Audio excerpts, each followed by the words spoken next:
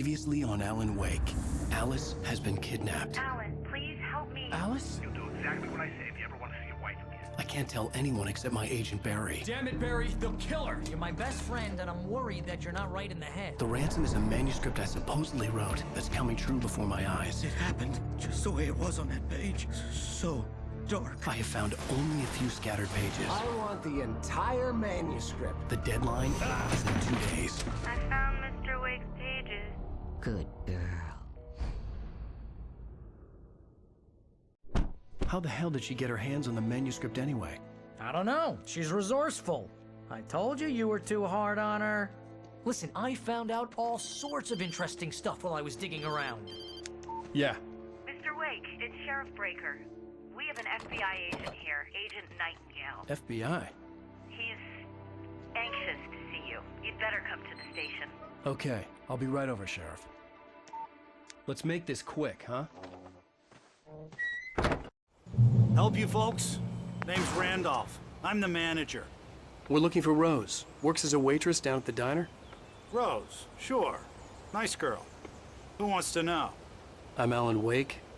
The writer, huh? I heard on the radio you were visiting. Well, I'll show you her trailer. That Rose, she's a nice girl. Always pays her rent on time. As I was saying, Al, I found all sorts of weird stuff from the local newspaper's archives. This place is crazy. Disappearances, mysterious deaths, urban legends come true, and get this, most of this stuff takes place around Cauldron Lake. Well, you ain't wrong, mister. The Indians thought the lake was a doorway to the underworld. I'm the God-fearing type myself. I don't hold with that sort of thing. Yeah, okay. Anyway, there was an island there owned by a guy called Thomas Zane. Now, some of the articles I found about him make him out to be a famous writer, but I ran a bunch of searches, couldn't find a single thing he wrote. Zane was heavily into diving, so much so that the place came to be called Diver's Isle. But the volcano under the lake erupted in 1970, and Zane went down with the island.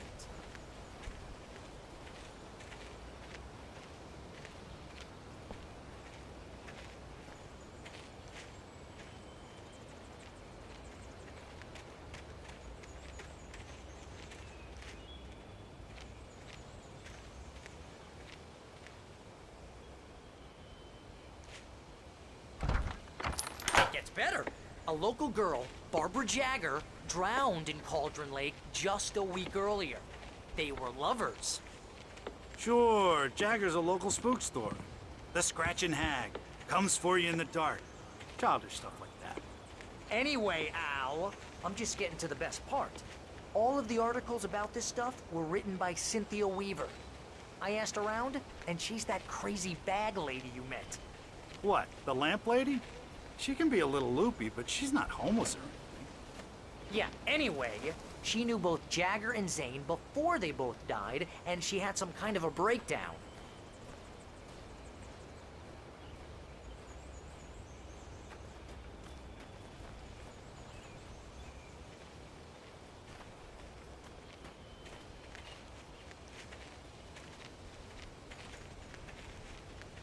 Well, mister, this here's Rose's trailer. You mind me asking what you want with her? We're just here to talk to her, pal.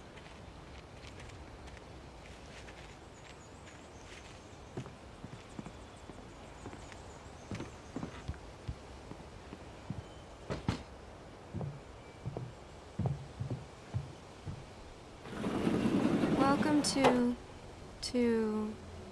Oh dear, Mr. Wake. I'm so glad you're here.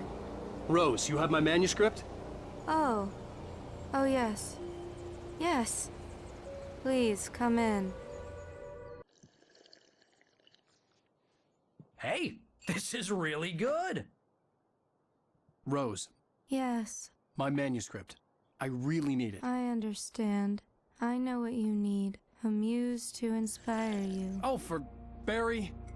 She doesn't have anything. Yeah, hey, Al? Al, what's... Oh... Barry! What? What?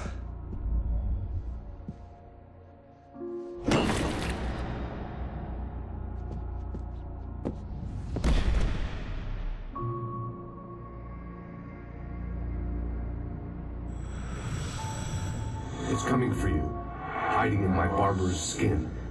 I'm too weak to stop it. You must turn the lights on. I promised I'd come visit you and your lovely wife. You must finish what you started. I insist. You must turn the lights on. Turn the light on. Back to work, boy.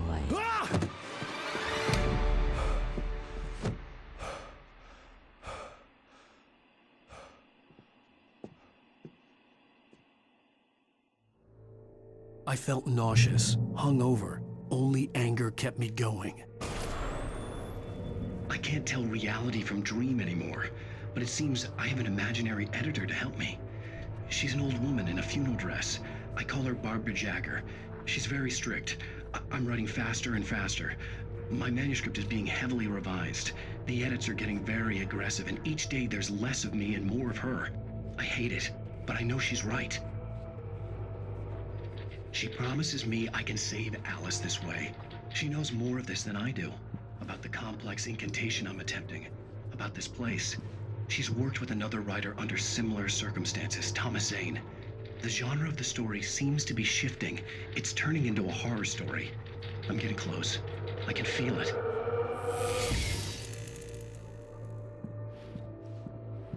Rose took a day from me. I had less than 12 hours left to meet the kidnapper. All I could do was get Barry into the car, work something out once I got on the road. Barry was out of it. He was way too heavy to carry. My gun and flashlight were gone. I'd have to find a way to get Barry into the car as quickly as possible. There was no time to waste.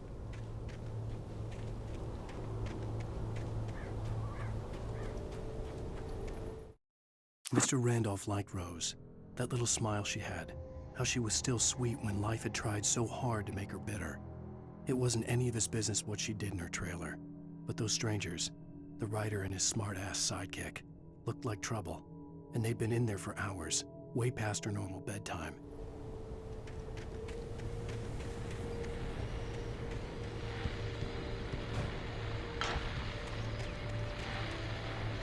I just stepped outside to catch a breath of fresh air, and let me tell you, the weather's getting heavy. Nights like this make me especially glad I'm here talking to you and not home in bed. Once the weather takes a turn like this, I can't sleep at all.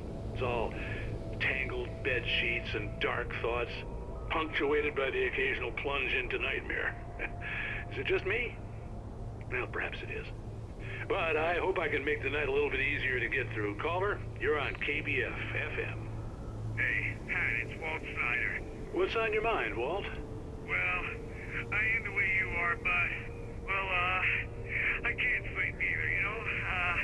I just been staring out the window here, trying to make sense of it all, but, I ain't been drinking either, you know? Well, you sound like a man with a problem, Walt. I had argument with Danny, and, then I got in trouble with the law, and, I'm just, well... I heard something like that, Walt. Yeah, well, Danny's my best friend, and, they let me on bail today, and now I'm just alone here at the window, waiting. Man, and there's something in the air tonight, man. I was just outside looking up at the sky above our broadcast tower thinking the same thing. What are you waiting for, Walt? I don't know. Something's gonna happen. I think I better go. Well, Walt, maybe... No, thanks, Pat. Well, good luck to you, Walt. Hang in there. Let's take a little break, folks. This weather's really something else, huh? How can I be sure that you will walk away? Why do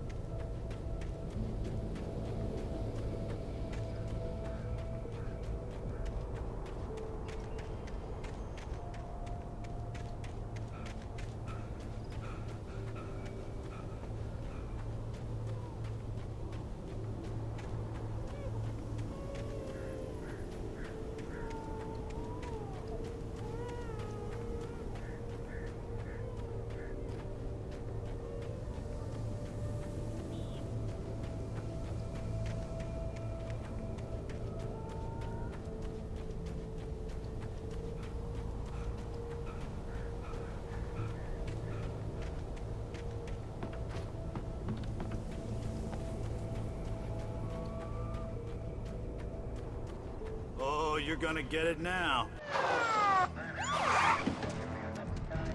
God knows what you've done to that poor girl. This is Agent Nightingale, FBI! Get him up, Hemingway! You're under arrest! You move a muscle, I'll unload right in your goddamn face! Stay right where you are, Slane!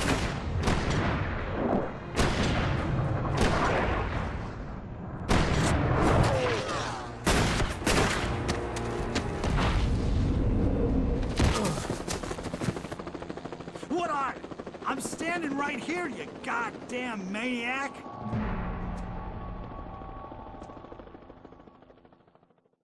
I hated to leave Barry behind, but there was no way I'd miss my appointment with the kidnapper. Give it up, Mr. Wake. Come on. Take it easy on it.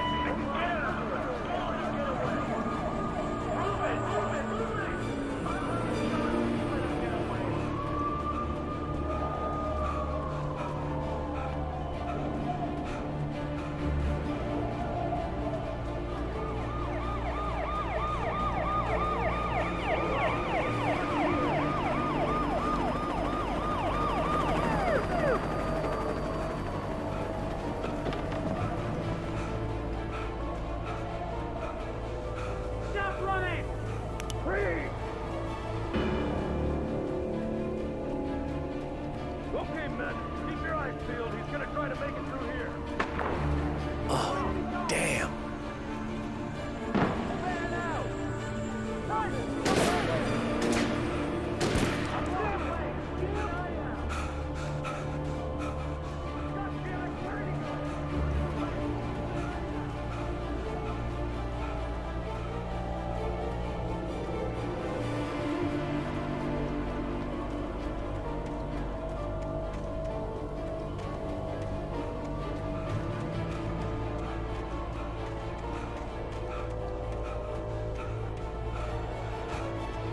Come on, guys.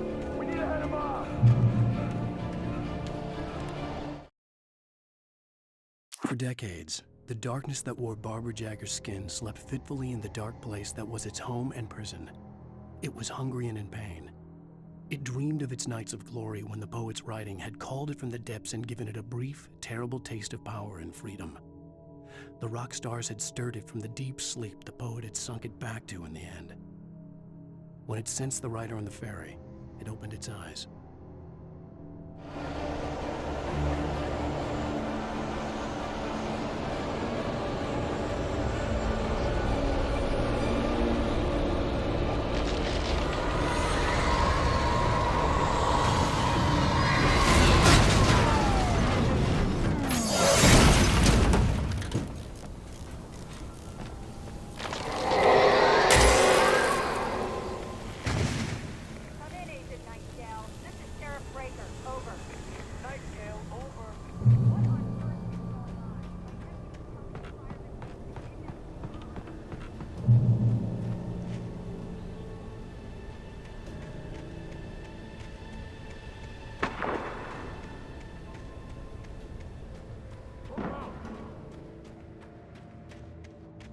Search the area.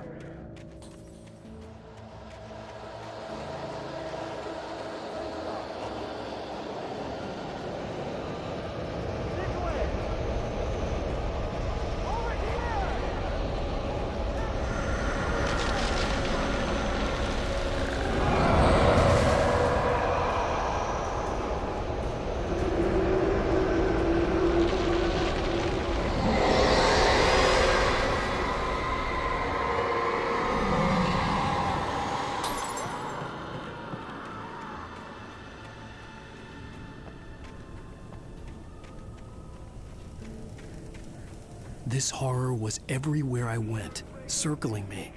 The cops didn't stand a chance. They were after a writer, not a monster.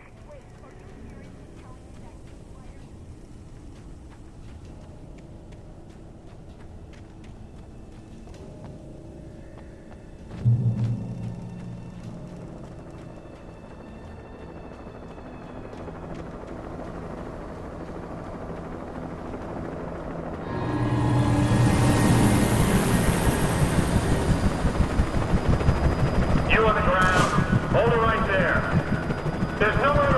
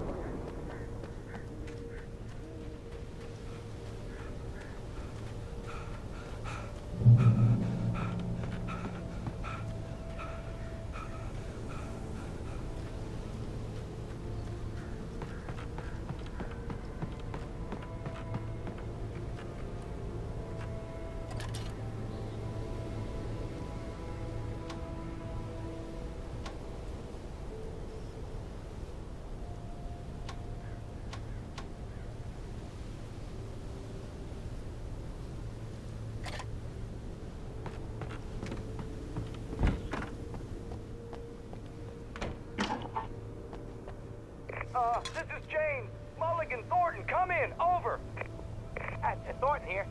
Jake, we got both Wheeler and Rose in custody. They didn't put up a fight or anything. Why, they were... Hey, what are you doing? Come on! Sit down and give me that. Jane, Mulligan here. Over. Go ahead, Mulligan. Over. We got Wheeler and Rose here. Wheeler's drunk or hopped up on something. Speaking of which, that Fed had a pretty distinctive whiff of Otis Scotch about him, if you know what I mean. Over. I don't have anything on that, Deputy Mulligan. Over. Well, whatever. Anyway, Rose is just being plain weird here.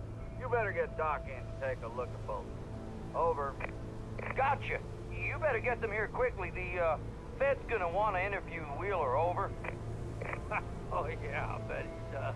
Looks like they have a lot in common. Mulligan out.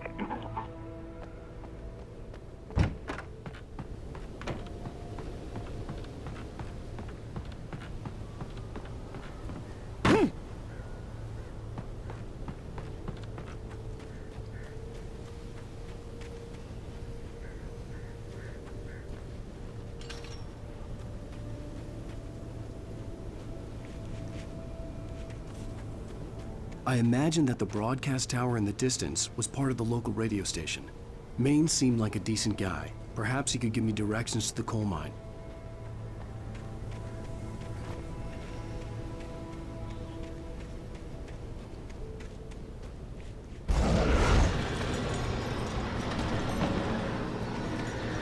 Unnatural shadows clung to the gate.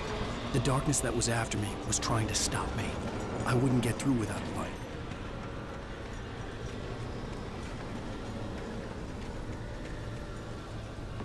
There was no power to the searchlight.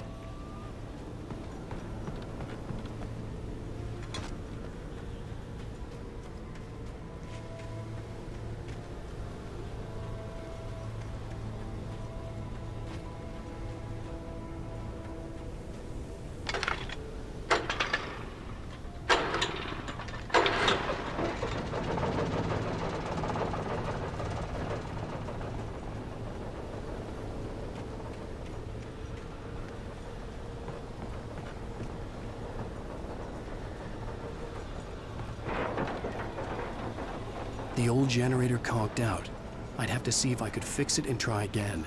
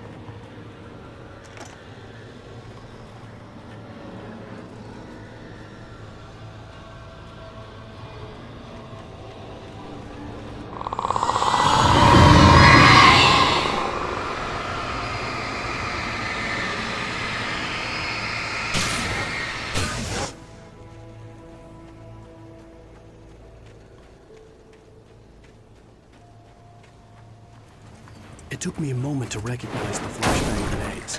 They were an ideal weapon for my situation. Team 1, come in. Over.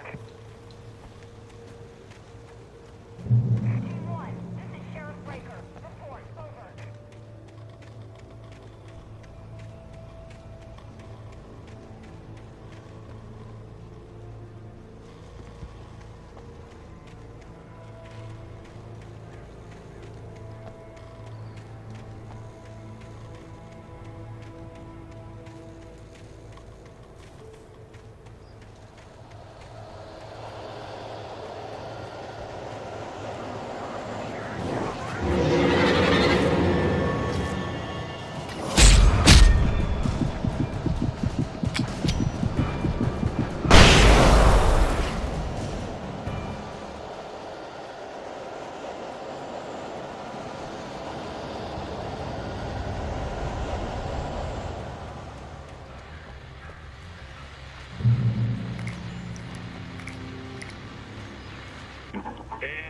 another call. You're on KBF-FM with Pat Maine. It's Milt Peabody, Pat. What's on your mind, Milt?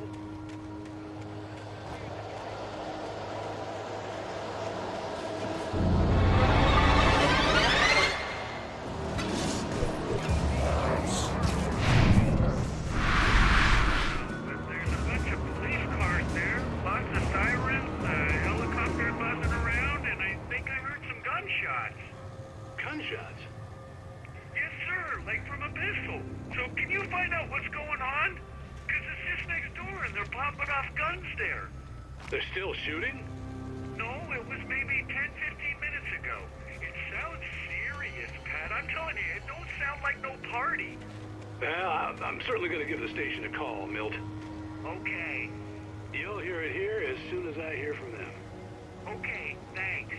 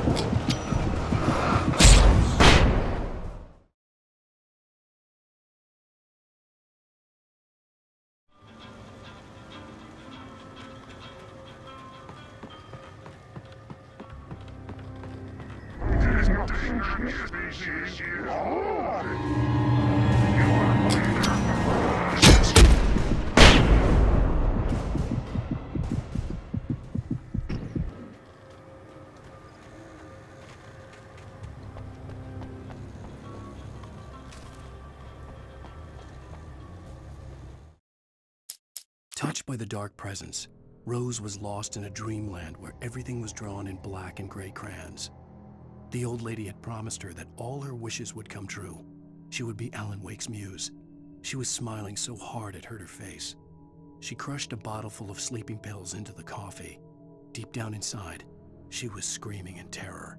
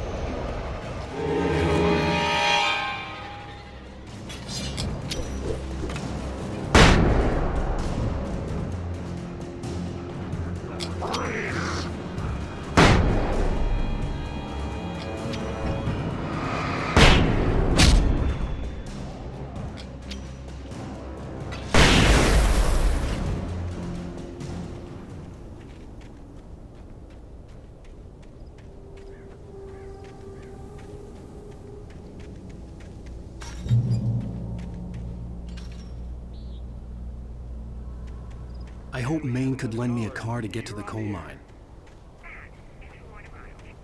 Why, hello, Lorna. What do you have for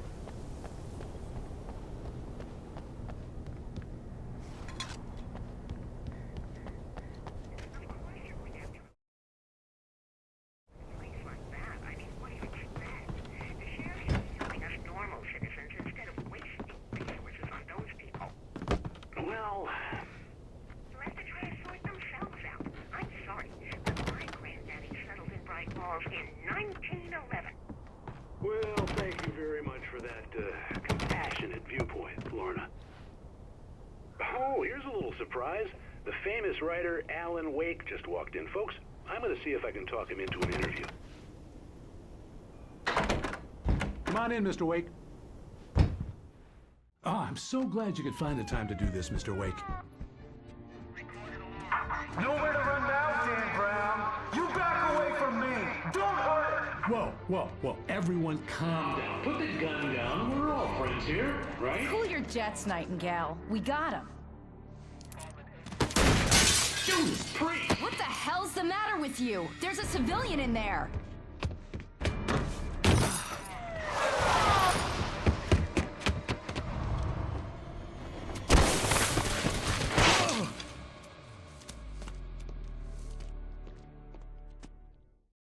I'll get you yet, even if it kills me. You hear me? You hear me, H.P. Lovecraft? I had fallen off so many cliffs it was ridiculous. That's what you get for naming a book The Sudden Stop. It was probably good I hadn't had the chance to tell Maine where I was going. I'd have to lose the cops and find my own way to the mine.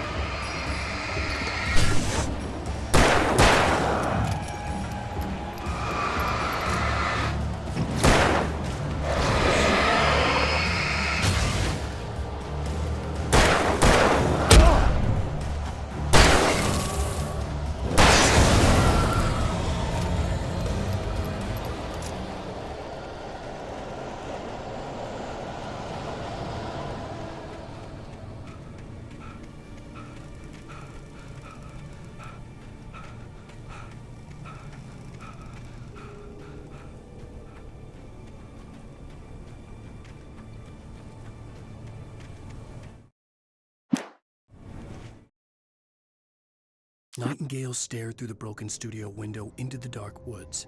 He turned around, started to walk out, but Maine grabbed his arm. "Young man, you almost shot me. You don't shoot off rounds at people like that. What's the matter with you?" Nightingale shook his arm.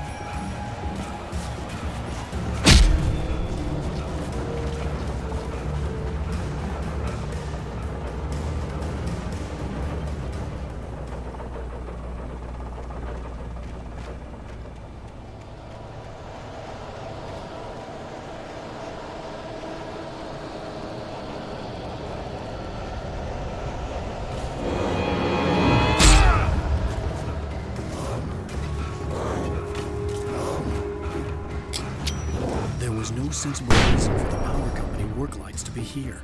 It was almost as if they'd been left for someone like me to use.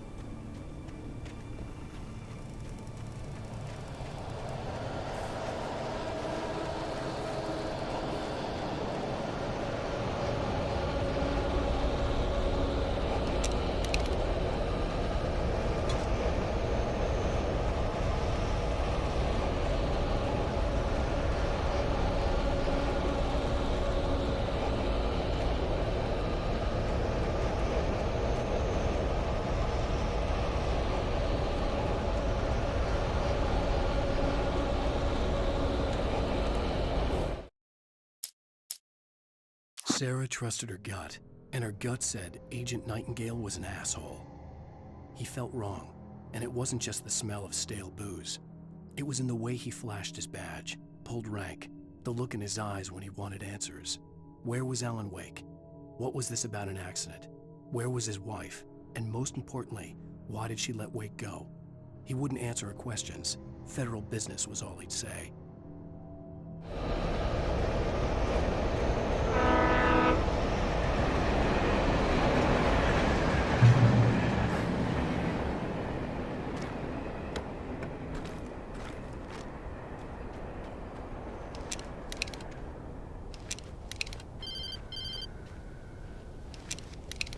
Hello?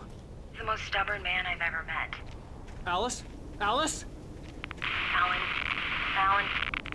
I'm so afraid. Keeps me in the dark. Please help me. I look at you, Alan, and it's not you. Something else.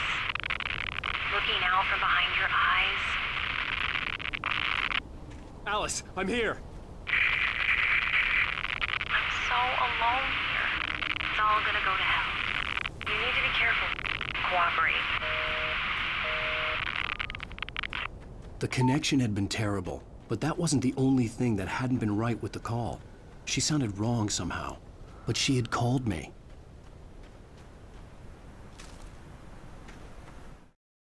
The pipe wrenched itself loose from the bridge's steel framework.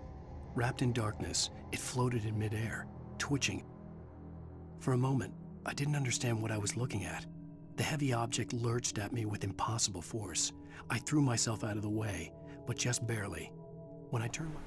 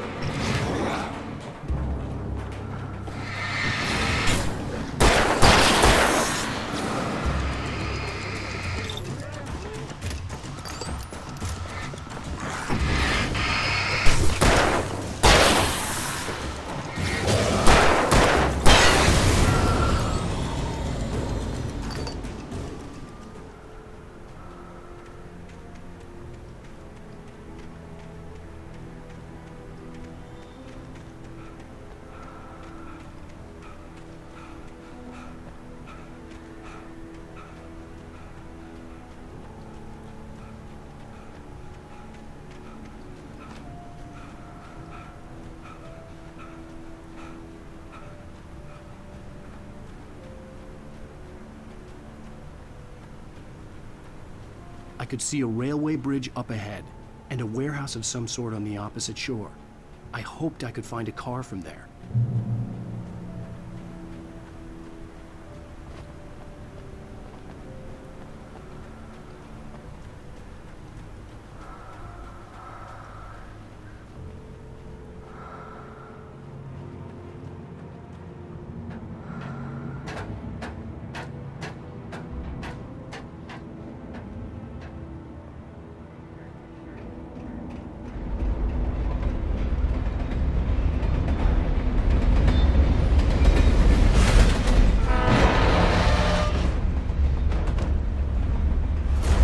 That was pursuing me was growing stronger, and it was taking over everything in its path.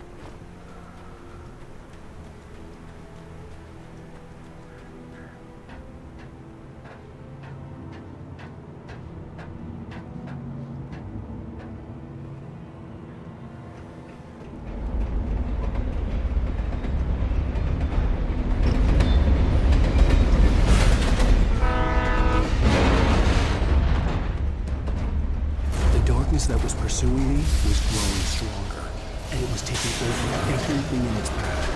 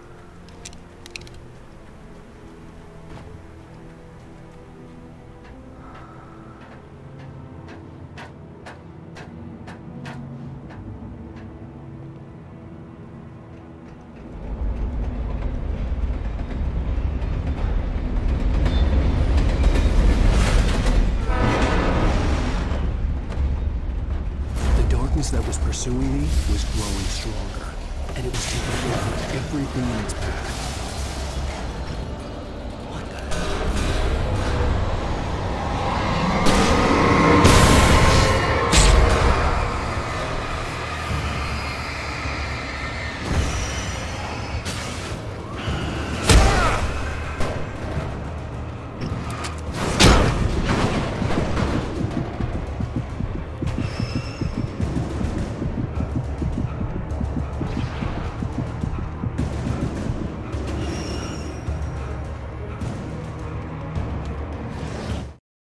I slammed the door shut right in his smug face.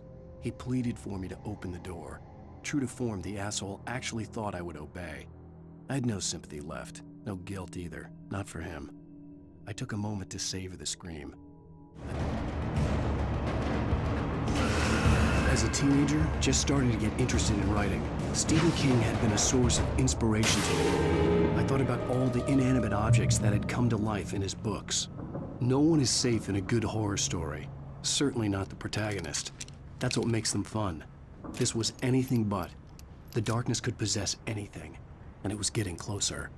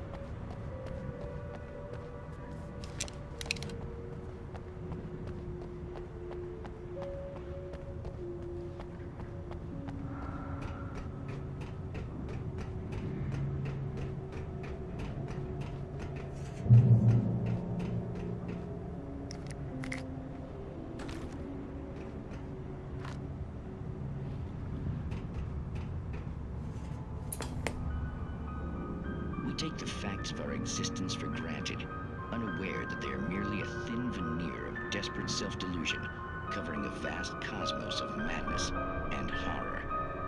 All too often, the stars are right. In Night Springs. Tonight's episode, a family occasion. Journalist Alvin Derlis' trip to study the local customs of an insular community in Night Springs has been less than successful. Until tonight. Well, I'm glad you changed your minds about this. Ancient customs, local mythology. My editor loves this kind of stuff. Well, Mr. Derlith, we don't want to feel like we're on exhibition. But you have demonstrated the seriousness of your intent. Oh, I am serious. Really, just do your thing. I'll stay out of your way and observe. Actually, I thought you could assist us. I'm afraid we are a man short. It would provide you with an intimate perspective. Could I really? Of course, Mr. Derlith. Well, I guess that's the least I... What would I have to do? Oh, here. Let me show you with a kiss.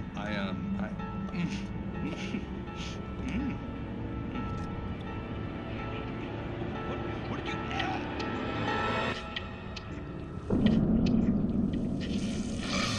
Oh, Mr. Derlith, you have well pleased Nixie Perka, the dweller in flesh. Your body shall host his 1,000 young, and all shall be glory.